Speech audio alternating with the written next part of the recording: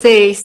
Prazer é nosso, aqui da Editora do Carmo. Nós estamos começando hoje uma série de entrevistas com poetas e escritores que já publicaram conosco, alguns que estão publicando, especialmente com esses 10 mais que fazem parte desta obra incrível que é histórica, muito importante para nós, da qual você faz parte, até abrindo o livro, é um privilégio para a gente ter a sua poesia nesta obra.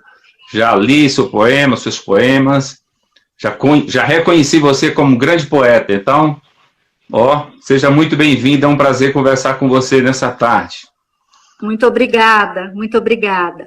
Então, para quem está chegando aqui, nós vamos conversar hoje com Ludmila Saharov. Ela é descendente de russa, né? Da Rússia, né? Ela tem pais russos, mas foi criada ou nasceu na Áustria e mora no Brasil desde 65, é isso? Eu moro em Jacareí desde 65. Nós emigramos para o Brasil em 52. Você chegou muito criança aqui, né? Cheguei. Bem criança, mas tenho muitas lembranças desse tempo que eu passei no campo de refugiados, até que o Brasil nos aceitasse como imigrantes. Então, eu costumo dizer que a poesia tem muito a ver com sofrimento, com experiências. Ninguém escreve boa poesia sem vivência, né? E a poesia, ela demonstra durante todo o tempo, a história universal da poesia, que os poetas são os primeiros a se rebelar contra a tirania, a lutar contra a opressão.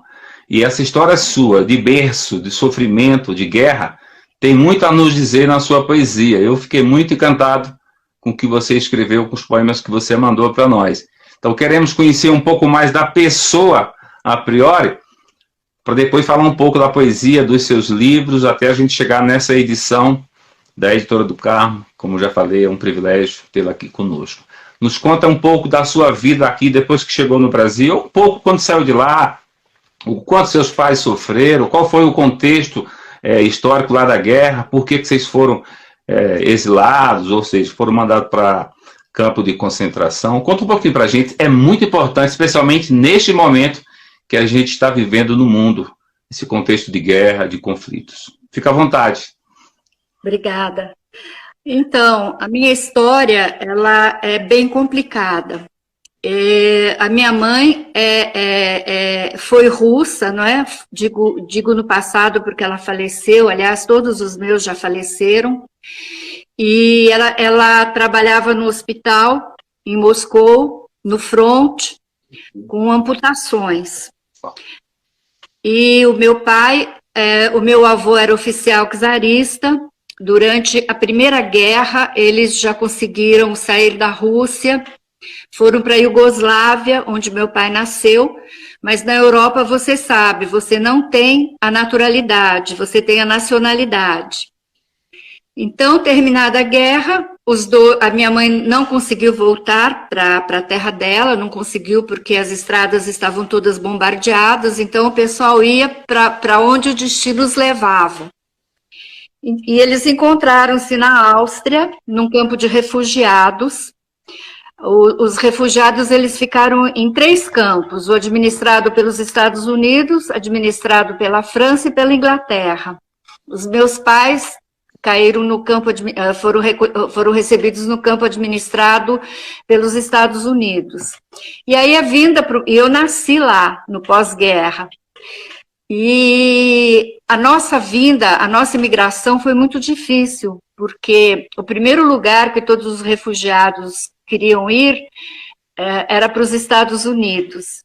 E por que nós não podíamos voltar para a Rússia? Porque o meu pai e o meu avô, eles se alistaram no exército alemão para lutar contra o comunismo implantado na terra deles, que fez com que eles tivessem que abandonar a sua pátria, não é?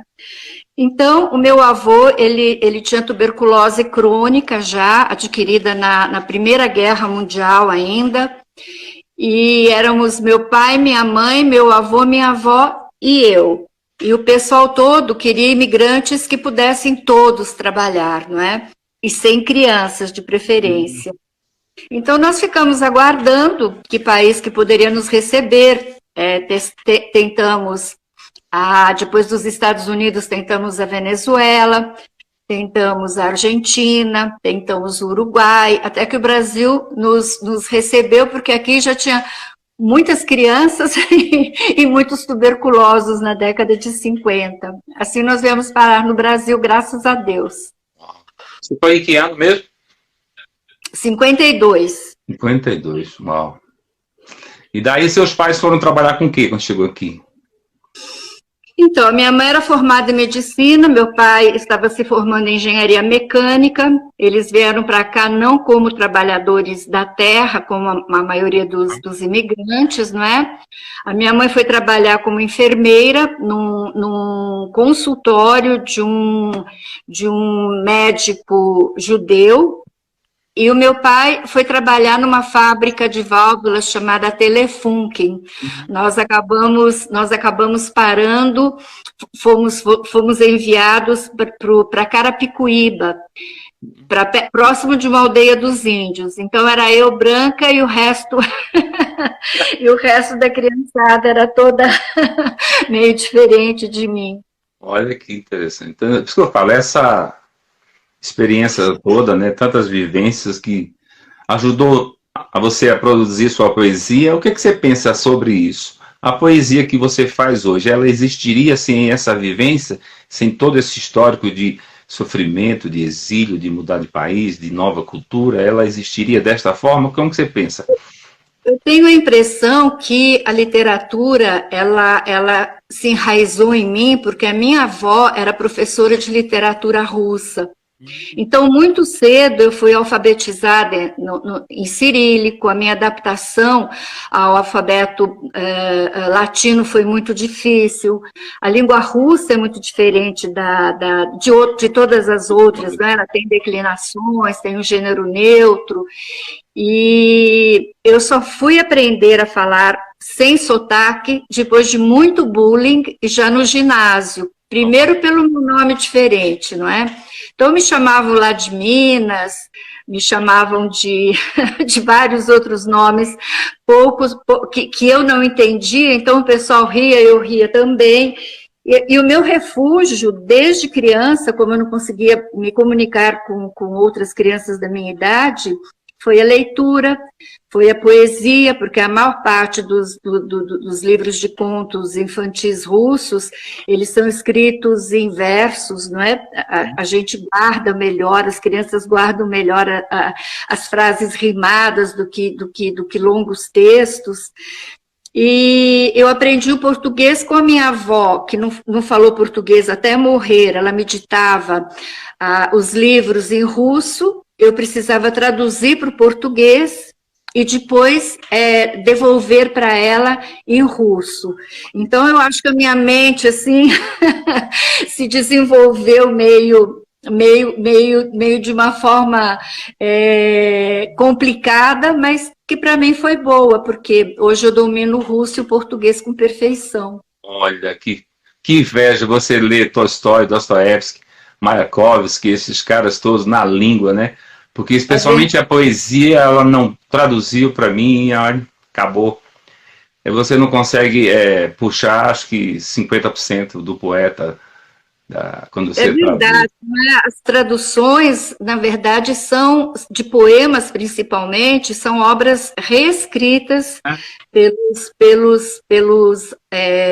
pelas pessoas que estão em contato com aquela língua, porque a sonoridade é diferente, a métrica é diferente, tudo é diferente.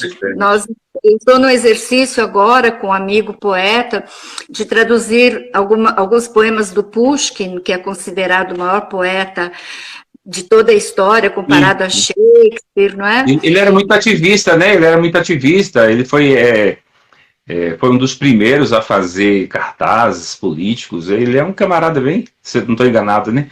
Ele era muito envolvido politicamente no país. Esses poetas que você citou, inclusive eu li sobre outros também, eles morreram muito cedo, né? Tinha muito... Esses caras morria com duelo, ia duelar por conta de uma... Pois é. Que loucura, a história do Pushkin é muito interessante, porque o avô materno dele era negro.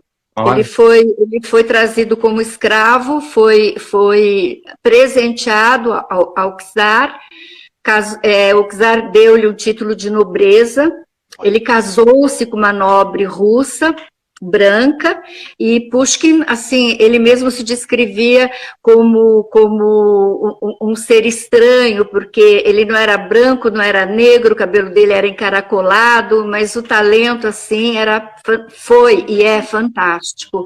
Ele, na verdade, eu acho que ele foi um dos escritores que transformou a literatura russa, com seus versos, com seus romances. Diz que não foi só poesia, ele escreveu outras peças, né? Escreveu romances, sim. Isso que eu queria falar com você, assim, tem muito interesse pela literatura russa. Eu acho que a literatura universal que a gente conhece hoje, sem os russos, existia muito uma disputa entre os russos e os franceses, né? Aí Nietzsche fala muito sobre isso.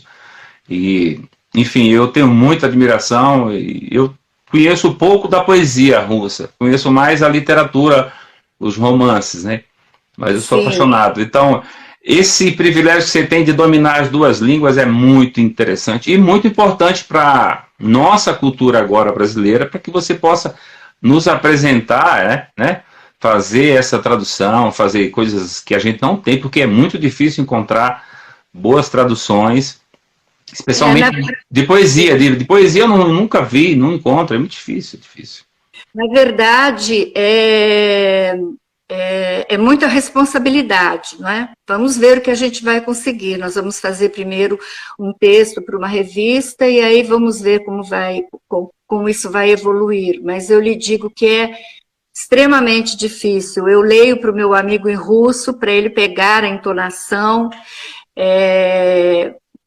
mas as palavras não saem semelhantes, porque também as traduções dos grandes escritores russos dificilmente foram feitas diretamente do russo, foram feitas geralmente do francês. Né? Uhum. Muito bem, falamos um pouquinho dessa sua, né, nesse seu contexto cultural, histórico, né? Então queremos saber agora de você como escritora, né? Quando começou, mas só me fala mais um pouquinho, lá da Rússia, quais são os escritores, você já citou o poeta, mas que influenciou, de certa forma, ainda influencia você, porque você tem alguma raiz ainda lá nessa questão, né? Eu tenho, mas na verdade, você sabe que para mim foi uma questão de honra aprender o português. E eu nunca escrevi, aliás, estes textos que eu mandei para essa edição sua, eu tentei vertê-los também para o russo, mas assim, dizer para você que eu tenha tido uma influência direta de algum poeta, não tive, porque, assim, Mayakovsky, eu li bastante, mas a poesia dele é muito revolucionária, a Marina Tsvetaeva também tem uma poesia, assim, que é muito voltada ao sofrimento dela durante o período da guerra, da Segunda Guerra, e, na verdade, eu não sofri as consequências da Segunda Guerra. Eu trouxe essas consequências na minha alma por conta da história dos meus pais e dos meus avós, que nunca conseguiram voltar para a Rússia para rever os seus. A família do meu pai foi toda executada num gulag soviético, para onde eu fui em 2003. Escrevi um livro, Tempo Submerso, sobre esse assunto, que está esgotado. Agora ele foi traduzido para o inglês, vamos ver o que a gente consegue fazer com a nova edição. Mas eu acho que os poetas que mais me influenciaram, e aliás os escritores que mais me influenciaram, foram os brasileiros e os portugueses, né? Fernando Pessoa, Hilda Hilst, na poesia. A Hilda Hilst, eu vi muito ela na sua poesia. Eu a conheci pessoalmente, porque Jacareí é pertinho de Campinas, não é? Uhum. Então, teve uma ocasião que a gente conseguiu ir até a chácara que ela morava. Não vou dizer que ela foi uma grande amiga, mas... Simpatia, né? Que não era simpática. Ela era uma pessoa difícil. Era uma pessoa difícil. Mas que muito bom, é muito bom essa nossa... Olha, isso aqui vai ficar historicamente gravado aqui na nosso conteúdo da editora. É um prazer mesmo falar com você. Agora me fala desses livros que você publicou, quando começou. Eu vi que você tem um livro aí, É Útero de Deus, que você nem publicou ainda, é isso? Isso, isso. De poesia, de poesia. Uhum. De poesia. Fala um pouquinho dele, mas depois a gente volta para o início, para você falar de quando você começou a publicar. Tá bem. Eu sempre digo que a literatura me salva em todas as situações. Quando eu tenho algum problema grave, eu escrevo. Quando eu tenho uma alegria grande, eu escrevo. Enfim, eu escrevo diariamente. É uma necessidade escrever. E no Útero de Deus eu escrevi porque eu perdi a minha mãe muito jovem. Ela faleceu com 52 anos, com câncer. Para mim foi muito difícil, porque eu conhecia pouco a minha mãe, convivia pouco com ela, porque quando nós viemos ao Brasil, para os pais poderem trabalhar, eu fui para a casa dos meus avós, não é? Então, eu fui criada pelo meu avô, que era oficial, mas ele tinha feito teologia, ele era teólogo. Então, assim, se eu fosse escrever alguma coisa na tenra idade, acho que eu iria escrever poemas sacros, eu acredito. Mas, então, eu não sabia o que fazer quando eu voltava para casa, que, na verdade, eu convivi, conheci minha mãe no período que ela ficou doente, e que, então, ela saiu de São Paulo e veio para Jacareí para ficar mais próxima de mim. E no Útero de Deus foi um livro que eu escrevi, dividi em 3 fases, que foram as fases que eu acompanhei da doença dela. A fase do medo da morte, a fase da aproximação de Deus e a fase da entrega aos desígnios, ao destino, não é? Eu achei que esse livro, assim, ele foi muito, muito intimista, porque eu falei de todas as minhas dores, falei das minhas dúvidas. Então, ele foi transformado numa peça de teatro com o mesmo nome. Ele já foi tese de mestrado de um amigo que escolheu os meus poemas para fazer a sua dissertação.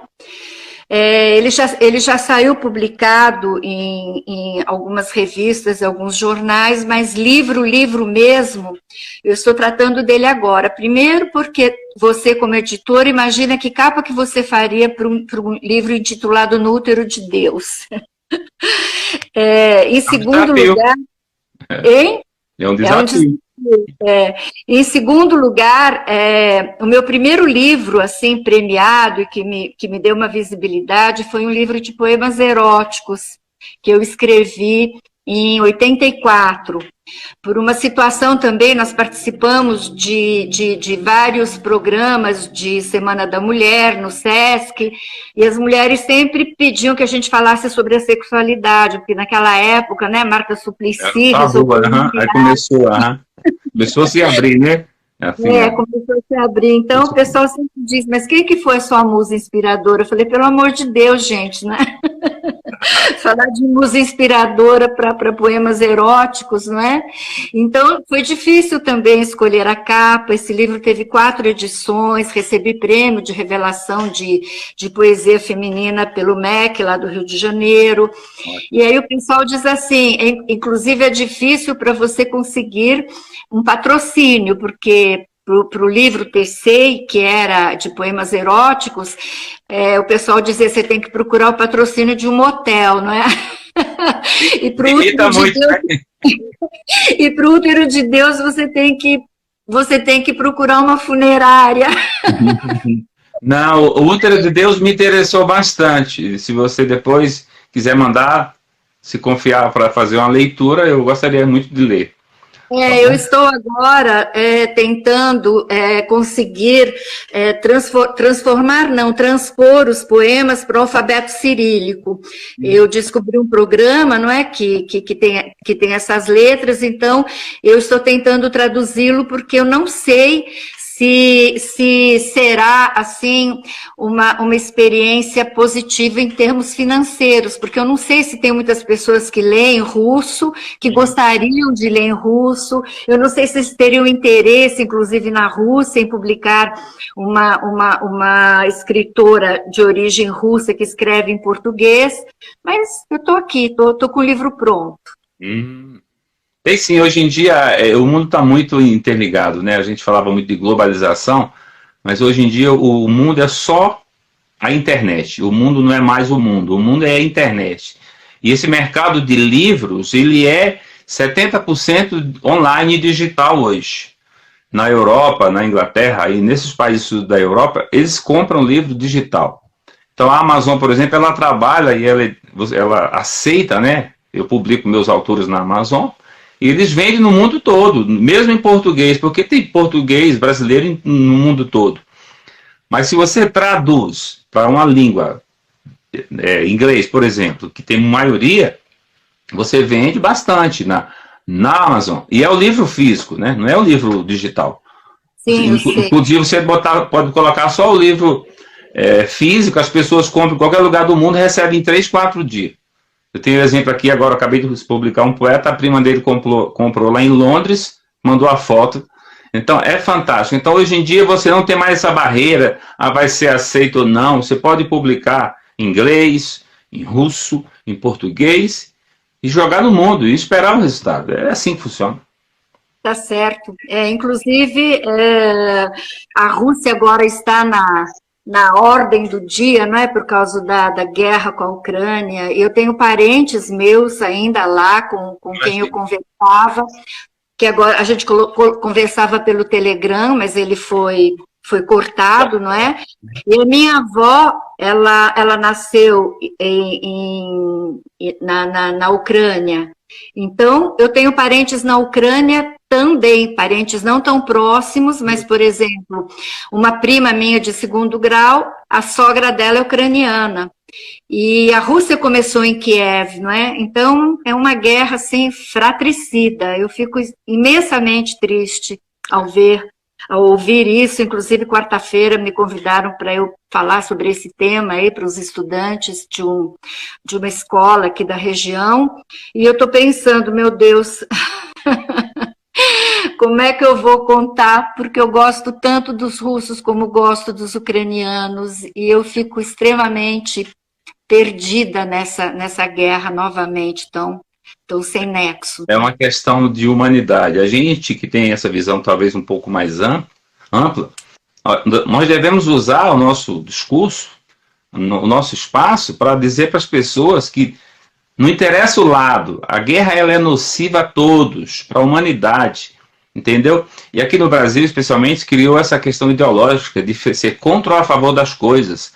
Não se trata disso, é uma guerra, como é que fala? A decadência do ser humano como um todo, quando ele parte para esse extremo de guerra. Então nós não vamos tomar partido de Rússia nem de Ucrânia. Nós queremos paz, os poetas querem paz. Nós somos contra a intolerância. Então, esse discurso ele cabe em qualquer lugar. Olha, me desculpe vocês que têm lado, mas eu não tenho lado. Eu sou do lado da paz. Eu quero a paz para todos. É isso que a gente tem que... A bandeira que a gente tem que levantar é essa, em qualquer lugar, né? E é necessário que se faça isso.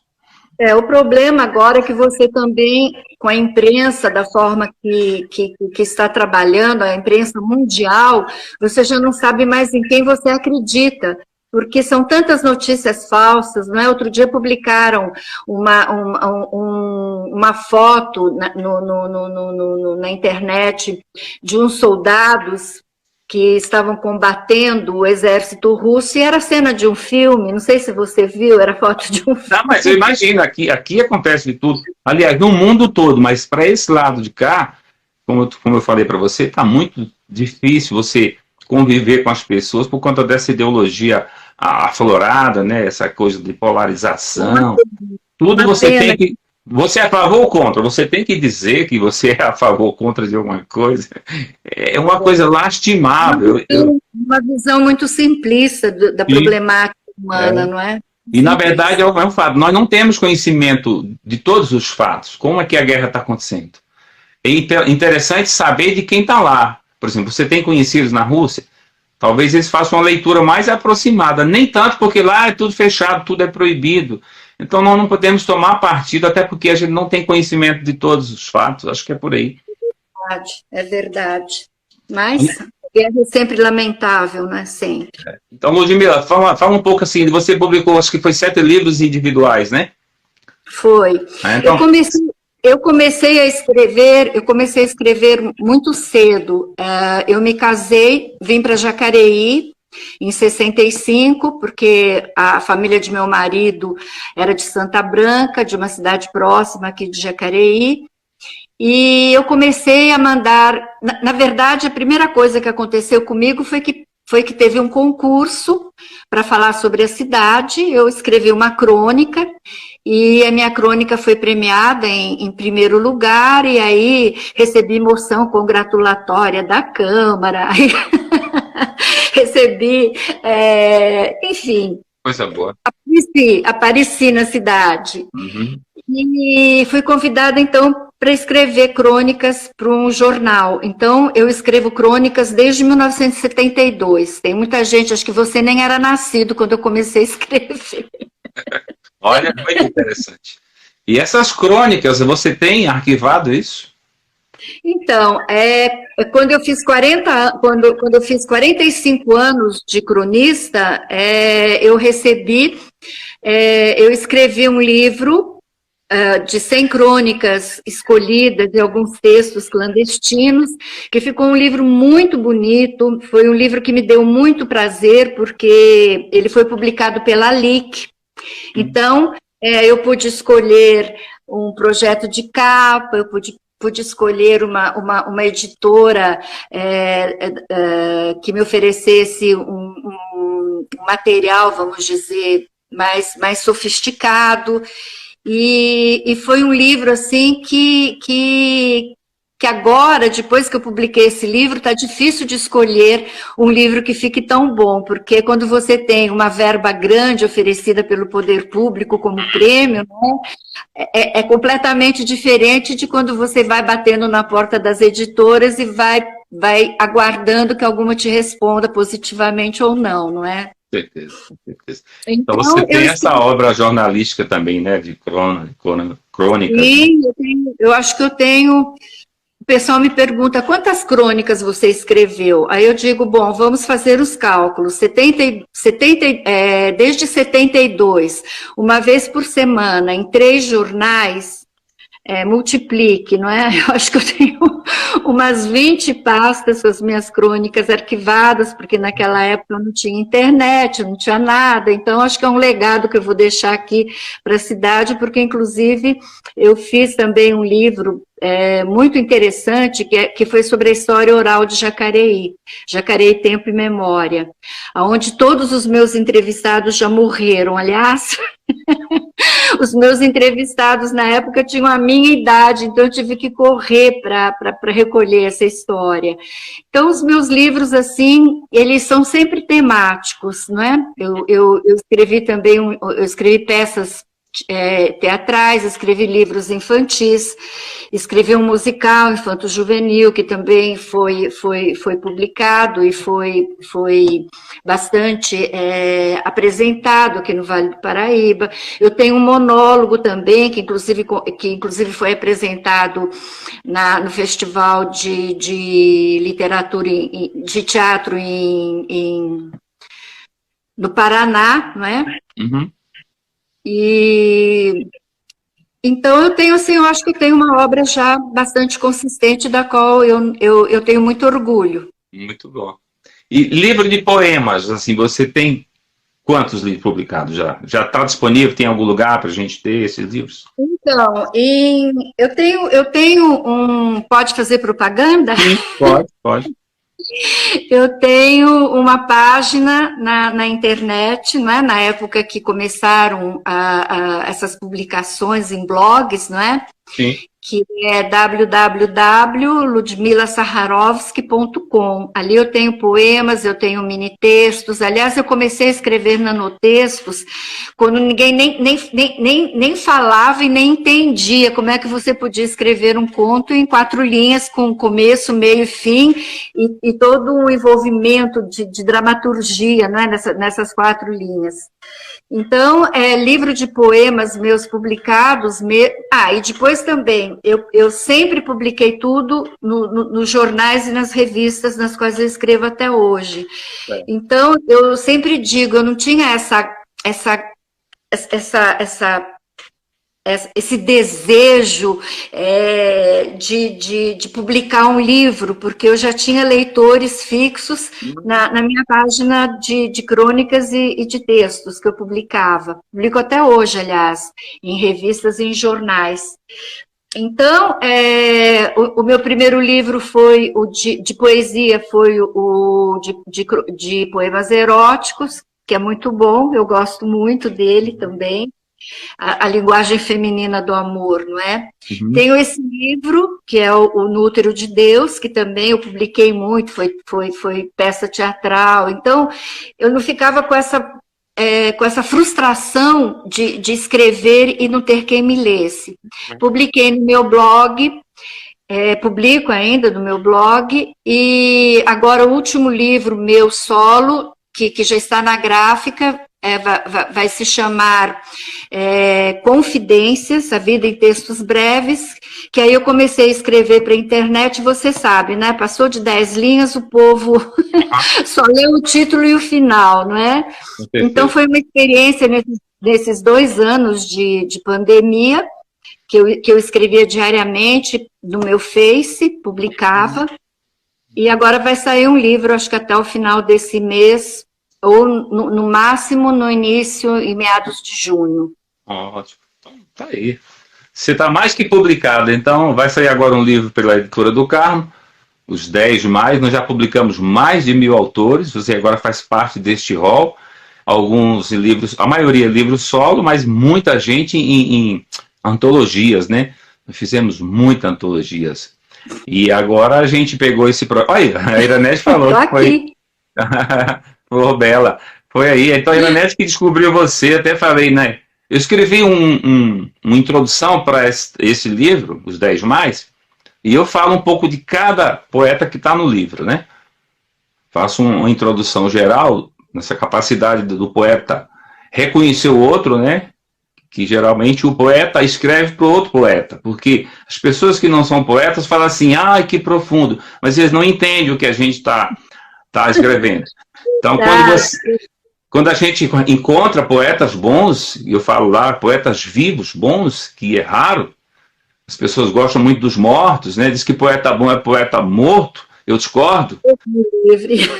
Tem muito poeta bom vivo, eu descobri isso aqui nesse trabalho nosso, a gente descobre, não foi, até garotos com 22 anos, na África, escrevendo barbaridades. Deixa eu lhe contar, o Ernesto Muamba, ele é meu, como é que eu vou dizer, meu orientando, porque nós conversamos quase que diariamente, ele pediu que eu fizesse a apresentação de um livro de fábulas para ele me manda os textos dele para analisar, eu digo o que eu gostei, digo o que eu gostaria que ele mudasse, então foi uma coincidência, porque quando ele viu que eu publiquei no Face que eu sairia pela Editora do Carmo, ele falou, a Editora do Carmo foi minha primeira editora do Brasil. Aí, ó, as coincidências, não é? As coincidências. Ele fala direto comigo, me chama de pai, e disse que não seria nada se não fosse eu de ter encontrado ele. Na verdade, a Iranete descobriu ele. Todo o mérito é da Iranete. Ela descobriu grandes pessoas aqui nessa área de poesia. E a gente publicou o livro dele sem nenhuma pretensão. Na época, ficamos muito apaixonados, mandamos até livro para ele em Moçambique. A vida dele se transformou, de fato.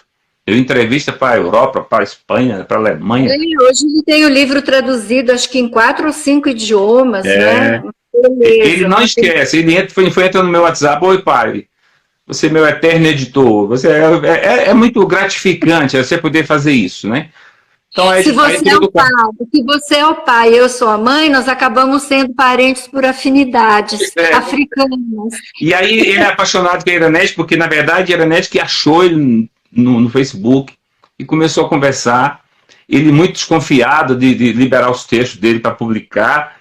E a gente teve um debate aqui de 3 meses de conversa para poder ele liberar os textos. Falei, meu filho, eu estou aqui para te ajudar. Se você não confiar em mim, eu sinto muito. Até que ele conseguiu abrir e a gente ficou muito feliz. Eu escrevi um prefácio para o livro dele, enfim. Essas coisas que acontecem por aqui. Então, aparece um achado, alguém que vale a pena a gente se empenhar e dar uma ajuda, uma força de certa forma. Tem um garoto agora que mora em Moçambique, também tem 22 anos.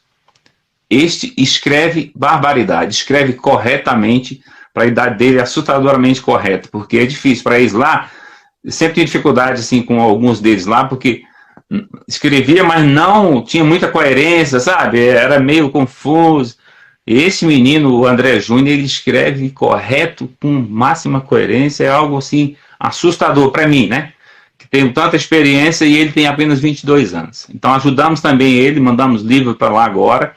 Ele foi recebido. Poesia?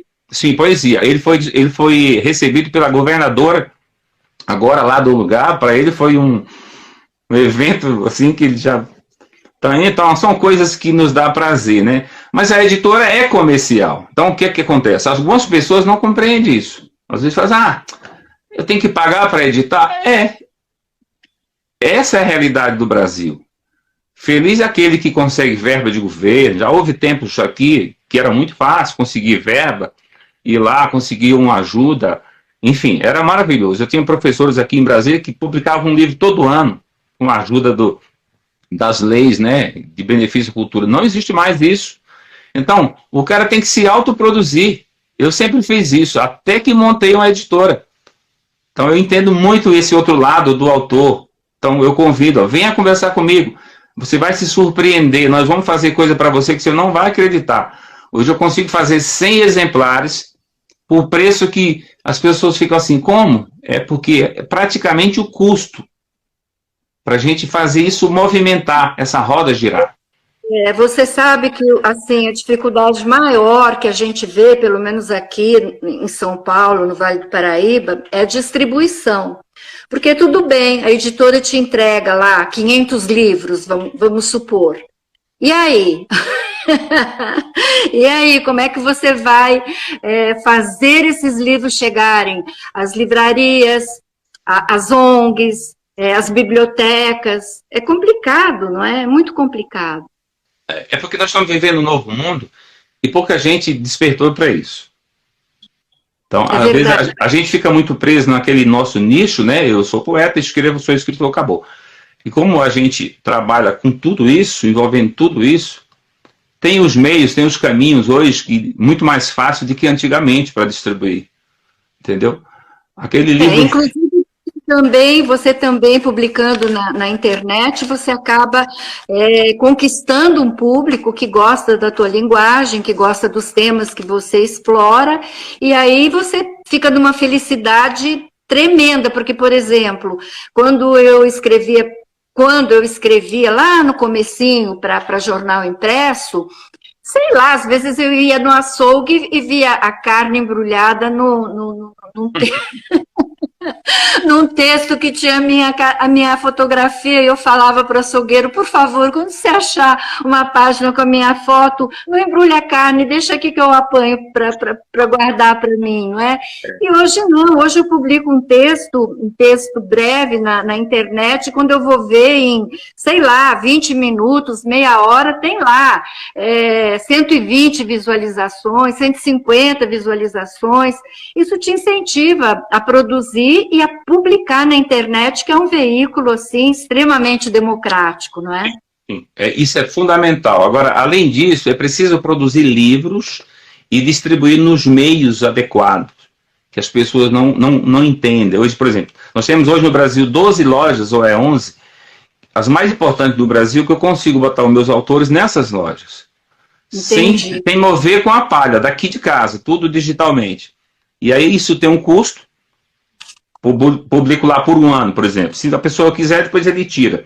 E este livro vai ser vendido na loja americana, na estante virtual, Livraria Cultura, Mercado Livre, todas as lojas mais importantes do Brasil, Magazine Luiza, enfim, essas lojas todas. Você entra lá, pesquisa, achou o autor, então, e ele compra o livro impresso e recebe em sua casa em 5 dias. Então, acabou essa história de você gastar uma fortuna para colocar livro em livrarias. Sabe quanto custa para botar um livro numa livraria para vender? Eles cobram a metade do valor do livro. O livro vale R$30, eles vão vender por 60 por conta dessa toda distribuição física, né, dispendiosa.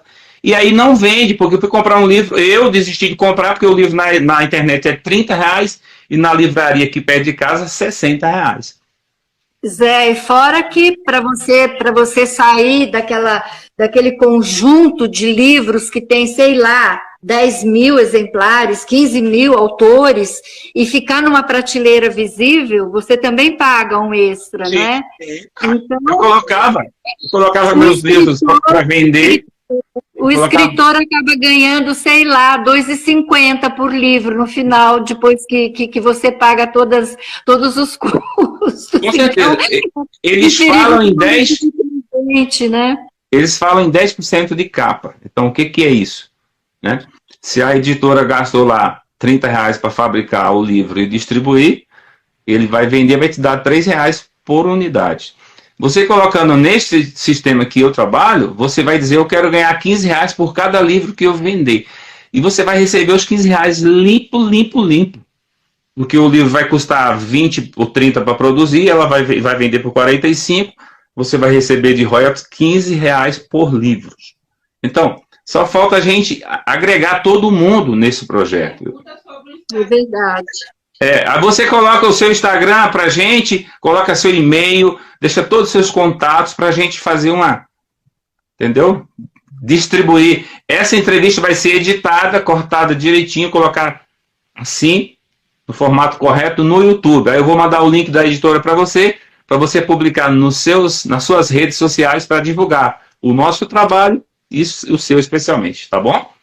Tá certo, Ivan. Muito obrigada. Nós não vamos encerrar, não. Passa todos os seus contatos, faça as considerações finais para poder a gente encerrar. Depois eu vou editar tudo isso.